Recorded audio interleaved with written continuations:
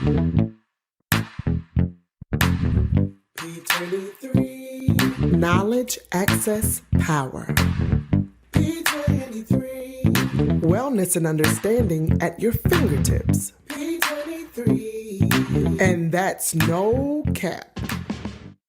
Hello, and welcome to another episode of P23 Telelab Talks, where we delve into the fascinating world of genetics and its impact on our everyday lives.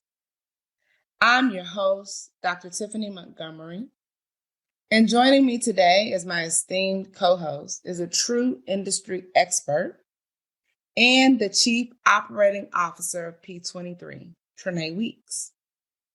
With a wealth of expertise in the field of molecular testing, she brings a wide range of knowledge to our discussions.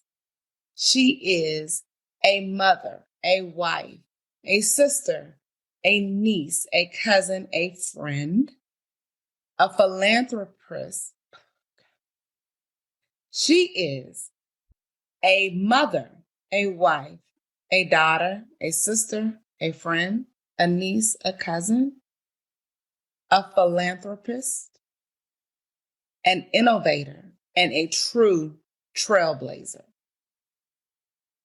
Trena, welcome to our discussions today.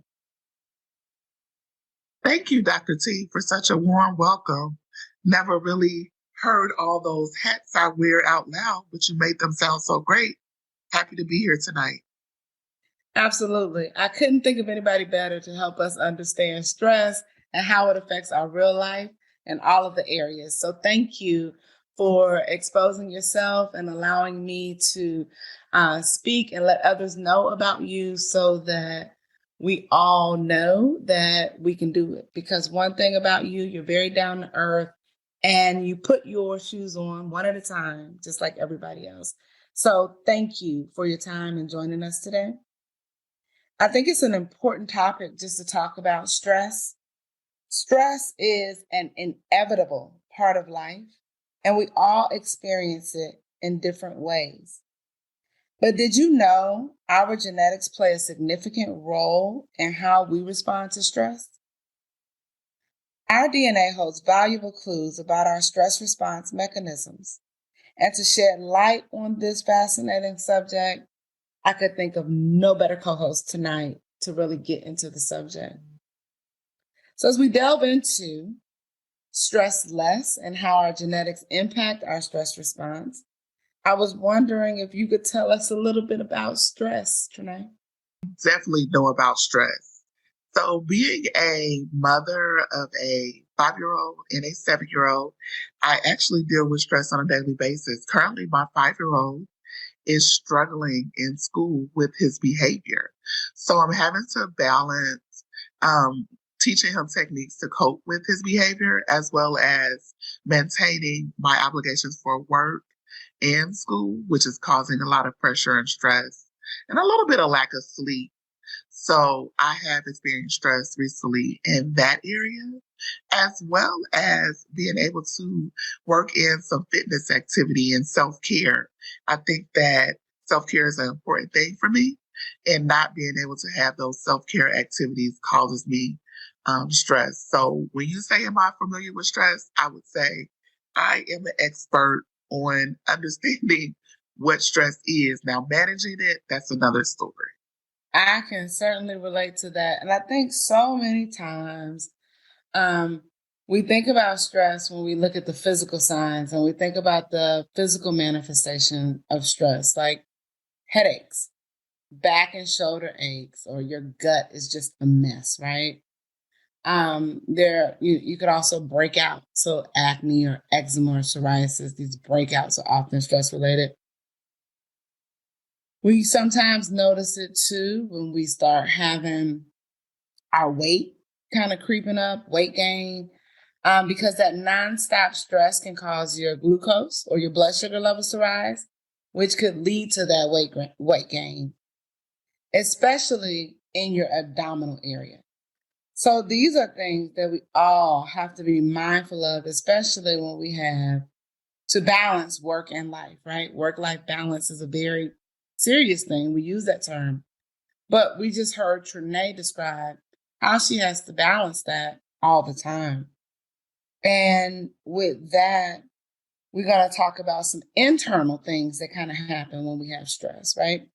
And these internal things you may or may not be aware of, but pay attention to those physical signs, because those physical signs are going to shed so much light on what could be happening inside of your body. There are certain genes involved in regulating the production and the activity of stress-related hormones, such as cortisol. Genetic variations in these genes can impact how efficiently our bodies manage and recover from stressful situations. Some individuals may have genetic variations that make them more resilient to stress, while others may be more susceptible to its effects. Our genetic predisposition can influence the way we perceive and react to stressors. For example, certain genetic variations can affect the release of neurotransmitters, which can impact our mood and anxiety levels. Additionally, variations in genes related to stress response pathway can affect the duration and intensity of our stress response. Just like different people have different genetic makeups, different people are going to respond differently to that stress. You may hear one person's situation and say, oh my goodness, I don't even know how I would manage if that happened to me. Or you may hear somebody's situation and say, that's lightweight compared to what I'm dealing with. Either way, your body and your DNA are going to react to those stressors, and it's important that we understand how our DNA can help us personalize our stress management strategies. By knowing our genetic makeup, we can identify specific areas of vulnerability and develop targeted interventions. What am I talking about? For instance, individuals with certain genetic variations may benefit from stress-reducing activities, such as mindfulness practices, exercise, or specific dietary modifications. This personalized approach can optimize our stress management efforts and enhance our overall well-being. Trena, do you have any stress management techniques or strategies that you currently use? Yes, there are a few of those techniques that I've tried before, but one thing that I know really works for me, just resting and relaxation. I think those are key. So thank you. I think that those are pivotal, and sometimes we forget, right? Those little things. There's also a study of how an individual's genetic makeup affect their response to medication. That's called pharmacogenetics. And pharmacogenetics, also known as PGX, can be used in the context of mental health treatment. It involves analyzing specific genes that influence how our bodies metabolize and respond to psychiatric medications, among many others, but it's really, really effective for psychiatric medication management. And psychiatric medicine includes things from anxiety and depression all the way to schizophrenia, bipolar, multiple personality disorders. It's a wide range, right? So you can't say, ooh, psychiatric medications. I mean, think about it. How many of us deal with stress, anxiety, depression on a regular basis? By understanding an individual's genetic profile, we can predict their likelihood of responding to certain medications, potential side effects, and optimal dosage adjustments. Pharmacogenetic testing has been particularly useful in the treatment of depression, anxiety disorders, bipolar disorders, and schizophrenia. These conditions often require a combination of medication and dosages, making it challenging to find the right balance, the right medication, or to take it in the right amounts. These are all things that I think we have to be mindful of because no two persons are alike. Just as our DNA is different, we also experience differences with how we're going to respond or what we need to manage those particular conditions, ailments, whether they're temporary or long-term. Sometimes you can take a medicine just to temporarily build up your reserves and your fortitude, and associated with other practices, so that after a period of time determined by your doctor, 3 months, 6 months, a year, 2 years, you're transitioning away from those medications, and you're transitioning to what we would call the balance using other natural pathways. So you're transitioning to the balance of using other natural mechanisms or more holistic mechanisms, such as, the things Trena talked about: yoga, mindfulness, exercise, etc. But we have to remember all of these things work together and nothing happens in a silo or all by itself, right? And that's the overwhelming part, just understanding that just like there are many pieces and parts to you, there are going to be many parts and ways that we can manage stress and use our genetics as a tool to do so. Trena, with that, I want to open it up to some questions maybe we received in the chat, via email, or in the DMs. Hopefully we have time for 2 or 3 questions. Could you give me the first one? Sure. And also, Dr. T, I wanted to say, I'm glad that you explained those medications because I know for myself, I've always wanted to have a better understanding of taking medications because it's something that's frowned upon when I talk about it to like my social circle. So thank you for doing that. The first question is, how can we use the genetic data to develop our personalized stress management strategy specific to our own individual needs? That's a great question. There are tests available like those at P23 where we're using the research already established in a clinical setting, looking at particular variants on different genes, such as the serotonin transporter gene, known as the short allele. And we're looking at the susceptibility to developing stress-related disorders, such as anxiety or depression. We can look at other alleles that lower serotonin availability in the brain, increase cortisol response, and we look at those variations in the genes that are involved in stress response, such as those related to the hypothalamic pituitary adrenal axis, called HPA axis. And those all contribute to an individual's differences in stress susceptibility. So when we delve in and really look at those genes, we're able to get guidance. And while we can't change our genetic makeup, we can certainly take steps to manage stress and improve our overall well-being. With those healthy coping mechanisms that we talked about, like regular exercise, mindfulness practices, in addition to maintaining strong support systems, can all help an individual regulate their stress response.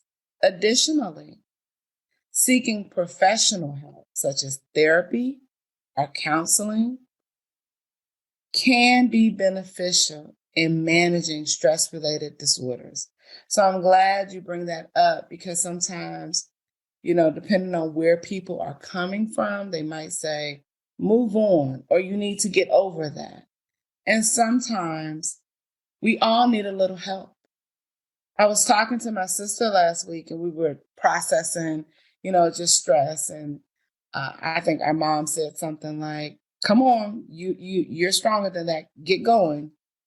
And I was trying to explain to her that you have moments now where everything is so rapid. Emails are so right away. Bills are emailing you now to pay them. Problems, coworkers, client services, all of these work relationships are coming at you 24 hours a day, and there's no off button. There's no do not disturb. In my mom's day, you were able to, or she was able to, put a letter in the mail, deal with that stress later. Somebody mail her a bill. You say, "Oh, I didn't get the mail yet." 7, 10, 20 days sometimes it takes for the mail.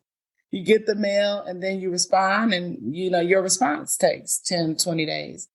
And there was a cooling off period that allowed people time to separate from a problem, to think it through, to get help, to get guidance. There is something to be said about the technology age that we live in, with so many factors making instantaneous gratification, fulfillment, everyday part of life. It doesn't allow you those moments to separate. So whereas they were able to have coping mechanisms and time to balance those stressors, we miss a lot of that in the technology age. So my sister and I have to form a support group for each other to say, "Hey, stop, breathe, let's think about this. Do we want to talk to a therapist? Are we going to provide therapy for each other?" Or whatever that looks like, just to get through those moments. So I want to encourage you and all of our listeners to develop that support system, and don't be afraid to do whatever it is that you need to do to tackle those health issues. Let's not worry about what people have to say about our stress or our mental health. It's going to be up to us to understand our genetics and to proactively deal with those things. And do you have one more question? I do. Could you explain how or if knowing your genetic makeup and DNA can help with creating an exercise routine? Absolutely.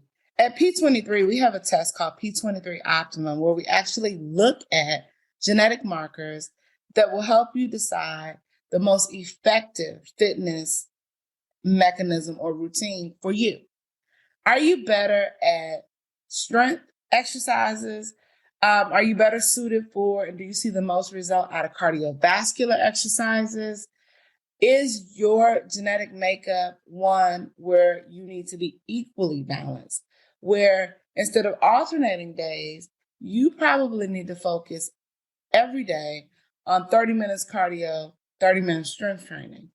We're able to look genetically and help you come up with the best type of workouts that will work for you, so that you could work with your fitness trainers or our health coaches and really define a workout routine with the correct physiology, exercises, and guidance that work for you. So our testing will give you the class, and then you would work with the trainer to tell the type of exercises within that class that would be most effective for you.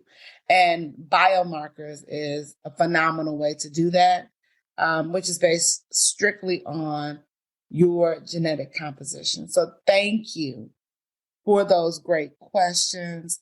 And I will turn it over to you for any wrap up or final points that you'd like to throw in. After our discussion, our final advice would be to have open and honest conversations with your healthcare provider about pharmacogenomic testing. Ask questions. There's always ways to find solutions. And talk about the limitations and make informed decisions that are best for you together with your healthcare provider.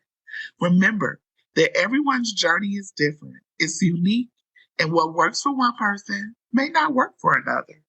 Thank you, Trena. That is a phenomenal piece of advice, and I think you summed that up perfectly for both of us. In this episode of P23 Telelab Talks, we were able to really get into the topic of stress and how it holds valuable information within our DNA on how to manage and respond to stress. We were able to shed light on this fascinating topic and really get into the genes, understanding our DNA to personalize stress management strategies. And then we were also able to talk about how those genetics not only help with stress management, but also affect medications and pharmacogenetics. More importantly, we were able to give you the solution. And one of the strongest solutions we can offer is testing with P23. Whether you choose to test for pharmacogenomics or nutrigenomics, or the combination of what we call P23 optimum, where we look at your medication metabolism, your food metabolism, your supplement metabolism, the best exercises for you, and really hone in on those stress management genes, I think it is definitely well worth joining our membership program and talking to our healthcare providers and specialists today. I would also like to take a moment just to thank our phenomenal co-hosts and our listeners. Thank you so much for tuning in to this episode of Telelab Talks. Here at P23 Health, we're passionate about helping you live your longest, healthiest, and happiest life possible. It is all backed by science. P23. Knowledge, access, power. P23. Wellness and understanding at your fingertips. P23. And that's no cap.